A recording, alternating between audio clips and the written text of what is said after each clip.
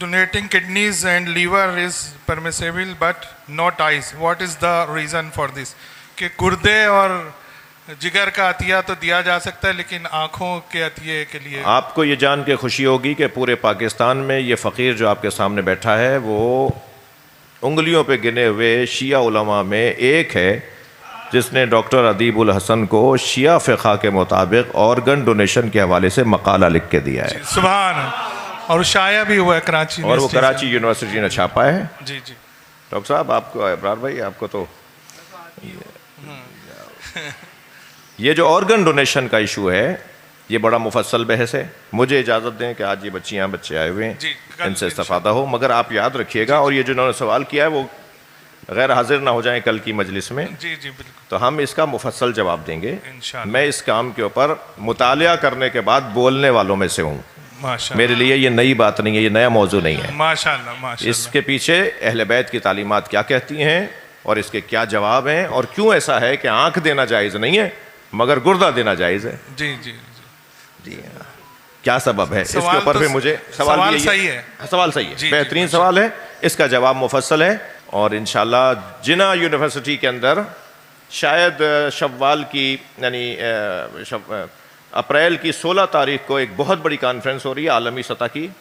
اس میں جن پورے پاکستان سے جس شیعہ کے طالب علم کو بلایا گیا ہے وہ یہ فقیر ہے جو آپ کے سامنے بیٹھا ہے.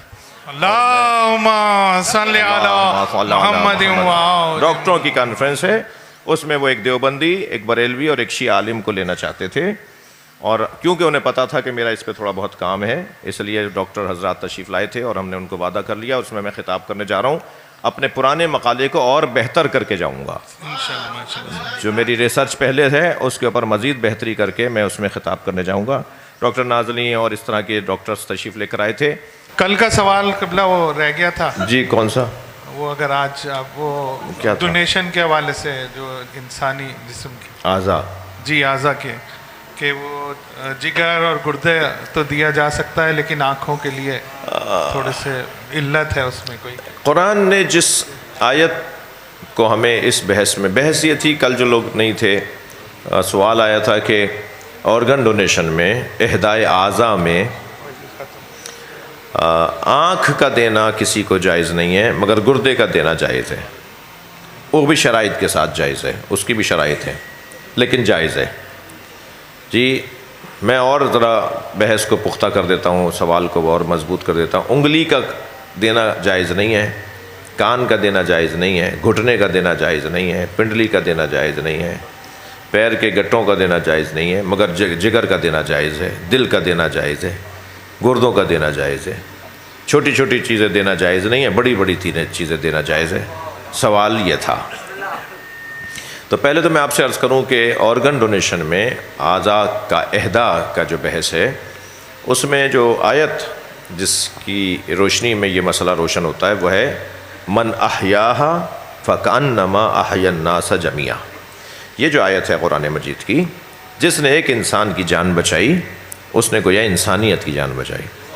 اہدائے اعضاء میں آرگن ڈونیشن میں جو جائز کی بحث آئے گی کہ جائز کیوں ہیں, وہ اس آیت کو اس کا عنوان بنا کے آئے گی.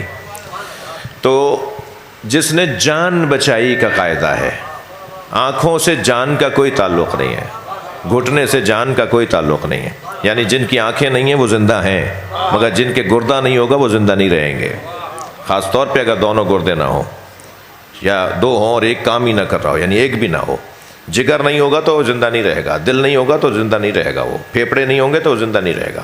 تو ہر وہ چیز کہ جو زندگی کے لیے ضروری ہے اس کا ہدیہ کہنا دینا جائز ہے, اور جو زندگی کے لیے لازم نہیں ہے, بہتری ہو جائے گی زندگی میں وہ اور بات ہے, لیکن لازم نہیں ہے اس کا دینا جائز نہیں ہے.